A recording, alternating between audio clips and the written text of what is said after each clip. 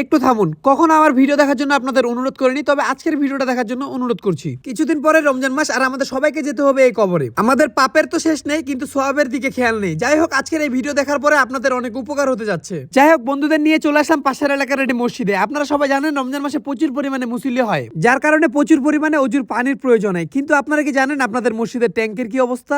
ওহ, অনেক কষ্ট করে।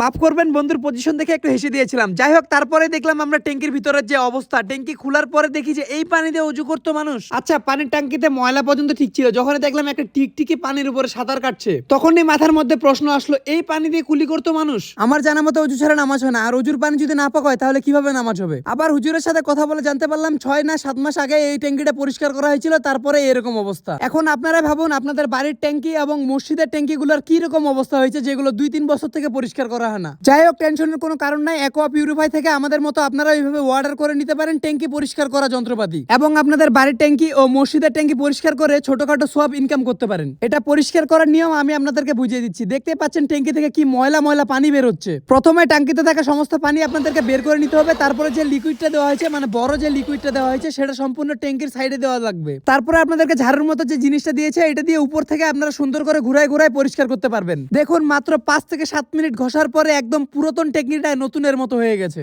বলতে হচ্ছে অ্যাকোয়া পিউরিফায়ার প্রোডাক্টে জাদু রয়েছে। তো আপনারা দ্রুত আপনাদের মসজিদের জন্য অর্ডার করে মসজিদের ট্যাঙ্কি পরিষ্কার করে ফেলুন। ট্যাঙ্কি পরিষ্কার করার পরে একটু লিকুইড বেঁচে ছিল, তারপরে দেখতে পাচ্ছেন অজুখানাটা কত নোংরা, কিন্তু বেঁচে থাকা লিকুইড দিয়ে নাইম বন্ধু একদম অজুখানা চকচকা বানিয়ে দিল। যাই হোক, লিকুইড মোটামুটি দুটি থাকে, একটি বড় যেটা দিয়ে ট্যাঙ্কি পরিষ্কার করা হয়, আর একটি ছোট যেটা দিয়ে ট্যাঙ্কির পাইপগুলো পরিষ্কার করা হয়। দেখতে পাচ্ছেন ট্যাঙ্কির পাইপে এই লিকুইড দেওয়ার পরে কি পরিমাণে ময়লা বের হচ্ছে এই পাইপগুলো থেকে। তো আপনারা দেরি না করে এখনই অর্ডার করে ফেলুন এবং স্বাস্থ্যসম্মত পানি খান।